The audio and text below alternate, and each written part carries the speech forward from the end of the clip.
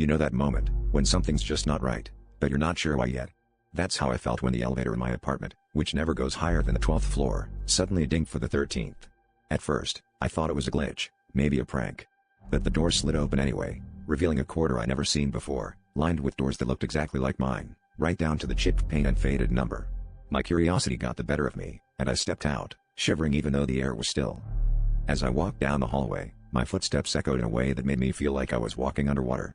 Each door I passed had a peephole, but behind them I felt something, or someone, watching. I stopped at the door that matched my own apartment number, 12B. My heart hammered in my chest as I raised my hand and knocked, half expecting the sound to be swallowed by the silence. Instead, the door creaked open on its own, and I was greeted by a version of my own voice, whispering from the darkness, "You're late."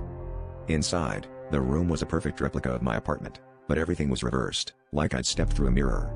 My own belongings were in place, but slightly off. My favorite mug was shattered on the floor, pictures hung upside down. And there, sitting on my couch, was someone who looked exactly like me, but with hollow, lifeless eyes. They smiled with my lips, and the sight chilled me to the bone. I tried to back out, but the door slammed shut behind me. My double stood and walked toward me, arms outstretched. "You can't leave," they whispered, their voice overlapping with mine in a sickening harmony.